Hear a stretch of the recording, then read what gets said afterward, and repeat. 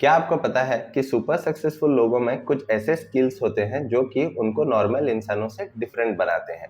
उनके पास बहुत ज़्यादा स्किल्स होते हैं जिनका यूटिलाइज करते हैं वो अपनी डेली लाइफ्स में, और इन सारे स्किल उनको सक्सेस अचीव करने के लिए बहुत ज़्यादा हेल्प करते हैं। तो ऐसा नहीं है कि ये सारे स्किल सिर्फ उनके पास होते हैं, ये सारे स्किल लर्नेबल होते हैं और आपको पता है कि इन चीज़ों को कैसे सीखा जा सकता है। तो आप भी इन चीज़ों को सीख के अपनी डेली लाइफ में यूटिलाइज करके सक्सेस अचीव कर सकते हैं। तो उनके पास वैसे तो बहुत ज़्यादा स्किल्स होते हैं, उनमें से एक स्किल है that is like Meta learning. आज हम लोग सीखने वाले हैं कि कैसे चीज़ों को 10x फास्टर सीखा जाता है और उसको यूटिलाइज किया जाता है। तो अगर आप सुपर सक्सेसफुल लोगों को देखेंगे तो उनके पास मल्टीपल स्किल्स होता है। तो यूजुअली वो लोग मेटा लर्निंग का यूटिलाइज करते हैं बहुत ही कम टाइम में, बहुत ही ज़्यादा फास्ट तरीके से चीज़ों को सीखने के लिए। तो आज के वीडियो में हम लोग एक्सप्लोर करेंगे कि कैसे आप भी चीज़ों को बहुत जल्दी सीख सकते हैं बाय यूटिलाइजिंग मेटा लर्निंग। सो चलिए सीखते हैं कि चीज़ों को कैसे फास्टर सीखा जाता है।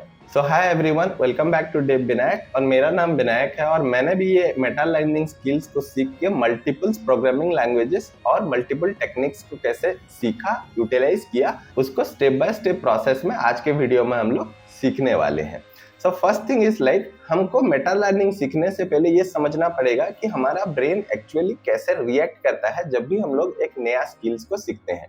तो यूजुअली हम लोग जब भी एक नया स्किल्स को सीखने जाते हैं तो हमारे ब्रेन में नए नए न्यूरल कनेक्शंस बनते हैं। जब आप एक नया स्किल्स को सीखते हैं और उसको मल्टीपल टाइम प्रैक्टिस करते हैं तो आपके ब्रेन के अंदर मल्टीपल न्यूरल कनेक्शंस बनते हैं और आप जितना उस चीज़ों को प्रैक्टिस करते जाते हैं और न्यूरल कनेक्शन उतने ही ज़्यादा स्ट्रॉन्ग होते हैं और नया न्यूरल कनेक्शन अपना पाथ बिल्ड करते हैं। और ये पाथ जितने ज़्यादा बनते हैं, ये न्यूरल कनेक्शंस जितने ज़्यादा बनते हैं, आप चीज़ों को उतने ही फास्ट सीख सकते हैं। और ये जो ब्रेन में नया न्यूरो कनेक्शंस बनता है और नया पाथ डिफाइन होता है और इसको कहा जाता है न्यूरोप्लास्टिसिटी। सो अभी हम लोग सीखते हैं कि आप जब भी एक नया स्किल्स को लर्न करने जाते हो तो उसमें मल्टीपल स्टेजेस होते हैं। सो आपने कभी नोटिस किया है कि जब भी आप एक नया स्किल्स को सीखते हो या तो फिर किसी गोल को अचीव करते हो तो आपको एक हैप्पीनेस महसूस होता है। That is because of dopamine. Dopamine को अगर हम लोग समझे तो that is nothing but A reward system for the brain. जब भी आप कुछ गोल्स अचीव करते हो या फिर कुछ नया चीज सीखते हो तो हमारे ब्रेन में डोपामिन रिलीज होता है जो कि हमको एक हैप्पीनेस, एक प्लेजर प्रोवाइड करता है। तो यूजुअली हम लोग जब भी एक नया स्किल्स को लर्निंग करने जाते हैं तो यूजुअली स्टार्टिंग पॉइंट में हम लोग बहुत ज्यादा एंथुसियास्ट होते हैं उस चीज को लेके, और जब भी हम लोग फर्स्ट स्टेज में उसको लर्न करते हैं तो उस टाइम पे डोपामिन का बहुत बड़ा इन्वॉल्वमेंट होता है जिसकी वजह से हम चीजों को सीखने के लिए इंटरेस्ट रखते हैं। सो अभी समझते हैं कि लर्निंग में कौन कौन सा स्टेज आता है और वहां पे हम लोगों को कैसे वो प्रोसेस को फॉलो करना चाहिए। सो इस लर्निंग प्रोसेस में हम लोग समझते हैं कि ये जो स्टेजेस हमने बात किए, स्टेजेस क्या क्या होते हैं। So first one is like discomfort, second one is like improvement, third one is like plateau and fourth one is like success। तो चलिए अभी बात करते हैं वन बाय वन स्टेप क्या होता है एक्चुअली। डिस्कम्फर्ट, तो आप जब भी एक नया स्किल्स को सीखने जाते हैं इनिशियली आपको डोपामिन की रिलीज की वजह से बहुत ज्यादा एंथुसियास्ट होते हैं। कुछ टाइम आप दैट पर्टिकुलर स्किल्स को सीखने के बाद आपका इंटरेस्ट धीरे धीरे उस पर्टिकुलर स्किल से कम होते जाता है। आप देखे होंगे आपने मल्टीपल स्किल्स को एक्वायर करने की ट्राई किया होगा पर उसको बीच में छोड़ दिया होगा, इसी को कहते हैं डिस्कम्फर्ट स्टेज। सो जब भी आप एक नया स्किल्स को सीखने जाएंगे तो इनिशियली आपको बहुत ज्यादा अच्छा लगेगा, पर जब भी आप कुछ प्रॉब्लम वगैरह वहां पे फेस करेंगे तो वहां पे आपको डिस्कम्फर्ट होगा। सो इसको अगर हम लोग समझे तो दैट इज लाइक, जब आप एक नया स्किल सीखते हैं तो आपके ब्रेन में नया न्यूरल कनेक्शंस बन रहे होते हैं। जब वहां पे आपको रिवॉर्ड्स नहीं मिलते, जैसे कि आप कुछ नया चीज सीखेंगे तो कुछ टाइम तक आप चीजों को अच्छे से कर पाएंगे, उसके बाद आपको बहुत ज्यादा थोड़ा थोड़ा प्रॉब्लम्स आना शुरू होगा। तो उस प्रॉब्लम स्टेज में क्या होता है, नया न्यूरल कनेक्शंस बन रहे होते हैं, तो उस बीच में अगर आप उसको क्विट करते हैं तो आप उसको कभी भी सीख नहीं सकते। तो कर सकते हैं वहां पे 80-20 रूल्स का फॉलो कर सकते हैं। दैट इज लाइक, जो जो चीजें आपको इंपॉर्टेंस है उन चीजों को आपको पहले सीखना होता है। दैट इज लाइक, आपको एक शॉर्ट पीरियड ऑफ टाइम उस दैट पर्टिकुलर स्किल्स को लर्निंग करने के लिए यूटिलाइज करना है। अगर आप चीजों को लाइक एक ही दिन में सीखना चाहोगे तो वहां पे डिस्कम्फर्ट होगा और आप उस पर्टिकुलर स्किल्स को क्विट कर सकते हैं। तो यहाँ पे आपको शेड्यूल्स फॉलो करना है और सिर्फ उतना ही टाइम देना है जितना आपने ऑलरेडी शेड्यूल किया है। Next stage that is like improvement. जैसे कि हमने डिस्कम्फर्ट स्टेज को क्लियर करने के लिए वहां पे एक शेड्यूल मेंटेन किया और एक स्पेसिफिक टाइम पीरियड हम लोग दैट पर्टिकुलर स्किल्स को सीखने के लिए यूटिलाइज कर रहे थे, वैसे ही जो इम्प्रूवमेंट स्टेज होता है वहां पे आप जितने भी चीजें सीख जाओगे, दैट इज लाइक आप जब एक शेड्यूल फॉलो करोगे तो आप कुछ टाइम बाद कुछ चीजें उसमें सीख जाओगे। उस चीजों को सीख के आप कुछ रियल टाइम चीजें करना शुरू करेंगे, और जिसको कि छोटा छोटा गोल सेट करेंगे, और जब वो गोल आपका क्लियर हो जाएगा तो आपको एक सेटिस्फिकेशन मिलेगा, जैसे कि आपको आगे की चीजें सीखने में बहुत ज्यादा हेल्प करेगा। मैं जब खुद पाइथन सीख रहा था तो पहले कुछ 1 to 2 वीक मैंने एक शेड्यूल फॉलो किया, और एवरीडे 45 मिनट्स to 1 आवर का मैंने उसका सिंटैक्स को समझना शुरू किया। आफ्टर 1 to 2 वीक मेरे को उसके सिंटैक्स समझ में आने शुरू हो गए। उसके बाद मैंने छोटा छोटा स्क्रिप्ट लिखना शुरू किया और छोटा छोटा POC प्रोजेक्ट्स बनाना शुरू किया, जिसको कंप्लीट करने के बाद मैंने उसको सेलिब्रेट किया, और मेरे मन में एक क्यूरियोसिटी आया आगे की चीजों को सीखने के लिए। सो द सेकंड स्टेज में आपको इंप्रूवमेंट्स मिलता है, जिसको आप लोग छोटे छोटे गोल्स को अचीव करके वहां से आपकी क्यूरियोसिटी आप बढ़ा सकते हैं नेक्स्ट लेवल अप चीजों को सीखने के लिए। Next stage is plateau stage. So plateau stage में जनरली क्या होता है, जब भी आप एक कुछ स्किल्स को लर्न कर रहे होते हैं, आप फर्स्ट डिस्कम्फर्ट को क्लियर किए, उसके बाद इंप्रूवमेंट स्टेज में आए, उसके बाद कुछ लॉन्ग पीरियड ऑफ टाइम के बाद आपको अंदर से ये लगने लगेगा कि आपने बहुत ज्यादा टाइम वेस्ट कर लिया, पर चीजें प्रोग्रेस नहीं कर रहा है, आप चीजों को अचीव नहीं कर पा रहे हैं। तो इस स्टेज में यूजुअली लोग क्विट कर लेते हैं। तो इस स्टेज में आप कैसे प्रोग्रेस ला सकते हैं, उसका कुछ सॉल्यूशंस है। दोज आर फर्स्ट, ब्रेक या रूटीन्स फॉलो करना, नया प्रैक्टिस मेथड ट्राई करना जैसे कोडिंग चैलेंज या projects. Second one is Pomodoro technique use करना, जिसमें कि आपको एवरी 25 मिनट की फोकस के बाद 5 मिनट की ब्रेक लेना होता है। Third one is diffuse thinking mode. तो आप जब भी हो स्किल में काम कर रहे हो और आपको कुछ फ्रस्ट्रेशन फील हो या फिर आपको डिस्कम्फर्ट फील हो, तो वहां पे आप एक छोटा सा ब्रेक लेके एक वॉक पे जा सकते हैं, कुछ म्यूजिक सुन सकते हैं, और आप वहां पे कुछ डिस्ट्रैक्टेड चीज मत कीजिए, जिससे कि आपका कंप्लीट जो लर्निंग प्रोसेस है वो इफेक्ट हो सकता है।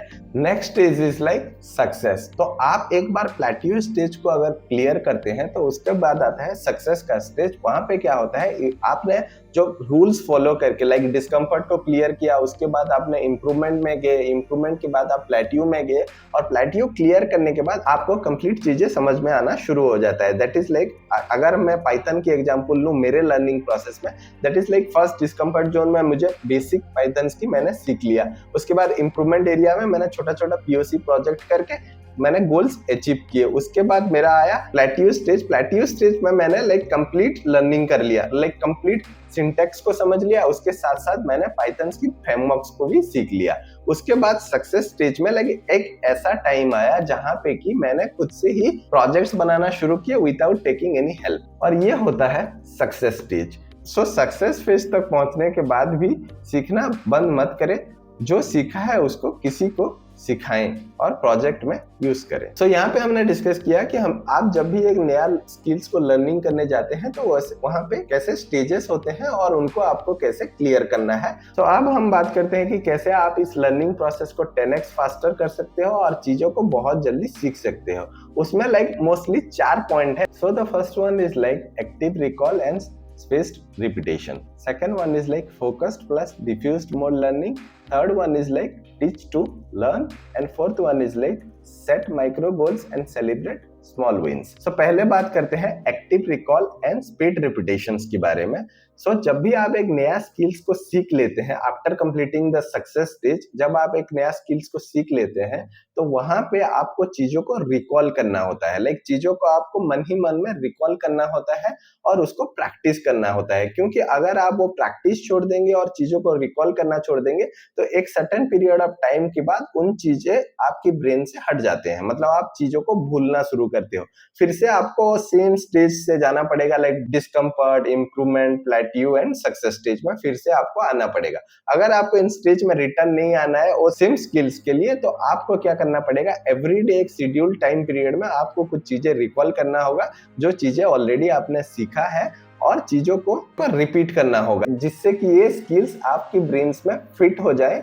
उसके बाद आपको ये ड्यूरेशंस को कम करना है। जैसे कि इनिशियली आप अगर कुछ स्किल्स को सीखे हो तो वहां पे डेली बेसिस पे एवरी 2 डेज में आपको चीजों को रिकॉल करना है। जैसे ही आप इसको रिपीट करते हो लॉन्ग पीरियड ऑफ टाइम, उसके बाद आपको डेली बेसिस में इन चीजें करने की जरूरत नहीं है। आप एक हफ्ते में या तो फिर एक मंथ में आप इन चीजों को रिकॉल भी कर सकते हो और जब भी आपको काम लगे तभी आप इस पर्टिकुलर स्किल्स को यूटिलाइज कर सकते हो। Next stage is like focus and diffuse mode learning. So mostly focus plus diffuse mode learning में क्या करना होता है, दैट इज लाइक आप जब भी वो स्किल्स पे काम कर रहे होते हैं तो वहां पे कुछ जगहों पे आपको प्रॉब्लम आने की चांसेस होता है। तो अगर हम लोग प्रोग्रामिंग लैंग्वेजेस की बात करें तो जब भी आप एक प्रोग्रामिंग लैंग्वेज सीख लेते हैं और उसके बाद जब भी आप एक प्रोजेक्ट्स में काम कर रहे होंगे तो वहां पे कुछ जगहों पे ये भी चांसेस होता है कि आप वहां पे स्टक हो जा सकते हैं। कंटिन्यूअसली उस चीज को रिजॉल्व करने की ट्राई करने की बजाय आपको एक ब्रेक ले लेना है उससे।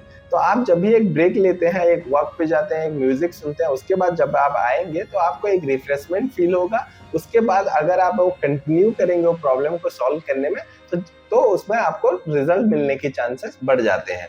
तो यहाँ पे मोस्टली क्या होता है focus and diffuse mode learning में कि आप एक चीज को फोकस करके ट्राई करिए उसको रिजॉल्व करने के लिए। अगर वो कुछ पर्टिकुलर टाइम इंटरवल तक नहीं कंप्लीट होता है तो वहां पे आप एक छोटा ब्रेक ले सकते हैं। सो यूजुअली आप यहाँ पे पोमोडारो टेक्निक का यूज कर सकते हैं। दैट इज लाइक आप 25 या 35 मिनट्स का एक सेशन रखें जहाँ पे कि वो प्रॉब्लम को सॉल्व करने की ट्राई कीजिए। अगर वो प्रॉब्लम सॉल्व नहीं होता है तो वहां पे आप एक 5 मिनट्स का ब्रेक या 10 मिनट्स का ब्रेक लेके उसके बाद फिर से वो 25 मिनट्स या 35 मिनट्स का शेड्यूल को अगेन उसको रिपीट करें। तो इससे आपका चांसेस बढ़ जाता है दैट पर्टिकुलर प्रॉब्लम को रिजॉल्व करने की कैपेबिलिटी में। Next stage is like teach to learn. तो जब भी आप एक नया स्किल्स को सीख लेते हो तो उसके बाद आप ट्राई करो कि उसको कैसे दूसरे लोगों को सिखा सकते हो आप। तो जनरली आप किसी भी सोशल मीडिया साइट पे वीडियो बना सकते हो या फिर किसी को आप सिखा सकते हो। तो जब भी आप किसी को वो चीजें सिखाने जाओगे तो जो भी लर्निंग आपने किया होगा उसको आपको थिंक करना पड़ेगा, क्योंकि जब भी आप किसी को सिखाते हो तो आपको आपकी ब्रेन में उसको रिकॉल करना होता है, उसके बाद आपको उसको डिलीवर करना होता है। तो उस टाइम पे आप देख सकते हो कि आप चीजों को अच्छे से समझा पा रहे हो कि नहीं, क्योंकि अगर आप स्किल्स को अच्छे से सीखे नहीं होगे और वो आपके ब्रेन में अगर अच्छे से फिट नहीं हुआ होगा तो आप उसको डिलीवर नहीं कर पाओगे। तो दिस पर्टिकुलर प्रोसेस को आप फॉलो करके जब भी आप किसी को सिखाओगे तो वहां पे अगर आप डिस्कम्फर्ट फील करते हो तो आप वापस से फिर से वो रिपीट करके उस चीजों को फिर से सीख के उसको लाइक इन डेप्थ समझ के आप फिर से किसी को सिखा सकते हो। तो इसमें जो फायदा हमको मिलता है दैट इज लाइक आप जब भी किसी को सिखाने जाओगे तो आपको कंप्लीट चीजें मालूम होना चाहिए। तो इस पर्टिकुलर चीज को कंप्लीट करने के लिए हम चीजों को फिर से सीखना शुरू करते हैं और हम ट्राई करते हैं कि चीजों को इन डेप्थली सीखें ताकि हम लोग अच्छे से डिलीवर कर पाए।